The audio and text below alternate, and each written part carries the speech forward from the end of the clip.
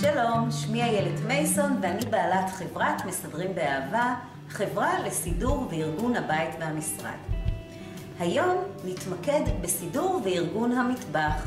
היות והמטבח הוא לב ליבו של הבית.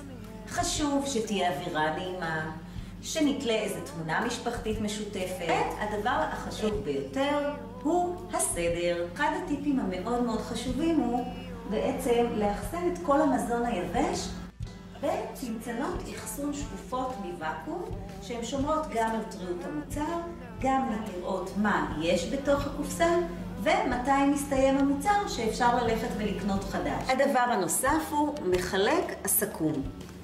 מחלק סכו"ם מפלסטיק מאוד נוח עם מחיצות, מכניסים את זה למגירה כמו שהוא, גם כשעוברים דירה ניתן רק לעטוף אותו מסביב עם ניילון נצמד, וזה הכל. את האוכל במזווה אני מאוד ממליצה לארגן בתוך סלסלות לפי נושאים. כל הפסטות בסלסילה, ומה שיש לנו כאן זה בעצם את כל המוצרים לעוגות, למאפים, בסלסילה נוספת, וכן הלאה, סלסילה לקטניות, סלסילה לממתקים, וכן הלאה.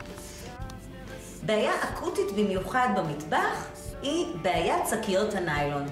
אז אנא מכם, השתמשו אך ורק במתקן הידוע, הפשוט של איקאה, עם החורים, מתקן הפלסטיק, ורק מה שנכנס בפנים, זה מה שיש, לא מעבר לזה. לגבי המזון הרטוב, שאנחנו רוצות להעביר מהסיר לתוך הקופסאות, אני מאוד ממליצה על קופסאות אחסון שקופות, תואמות, מרובעות או מלבניות.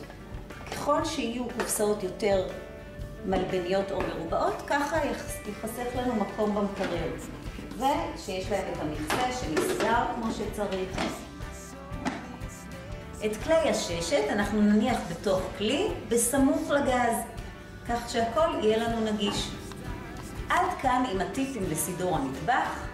על מנת לקבל טיפים נוספים, אתם מוזמנים ליצור איתנו קשר במספר הטלפון הזה, או בכתובת האתר www.מסדריםבאהבה.com.